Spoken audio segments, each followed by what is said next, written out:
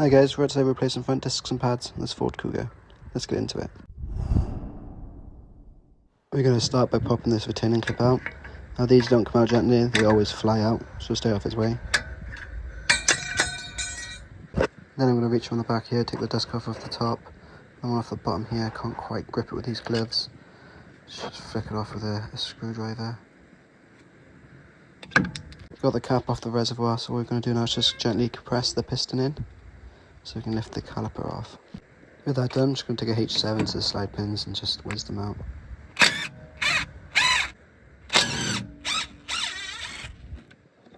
And with that nice and secure out the way, we can come back down, take the disc off. We have to first remove the two carrier bolts.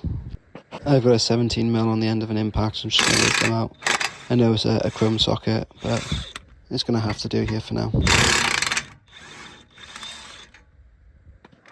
Then pull the carrier off altogether. Then I'm going to just take my purse and knock this disc off. Then with the rust free on the back, then you just walk the disc off the studs.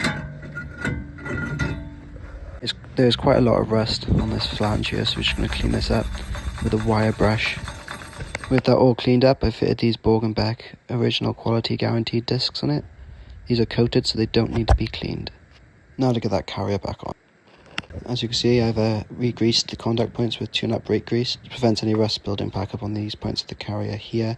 Now I'm going to hop over to E3 Technical and torque the carrier bolts down to spec.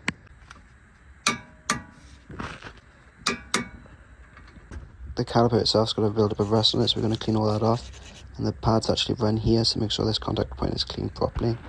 Then clean the dust away with some brake clean.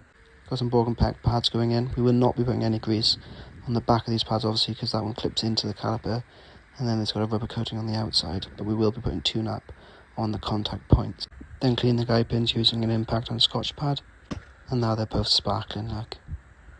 Apply a bit of red rubber grease to lubricate and hydrate the rubber boot that it slides through. I'm going to hop back over to E3 Technical and torque them down to manufacturer specification. Pop the dust boots back on the end of the slide pins, so you've got the clip in, and job's a good one.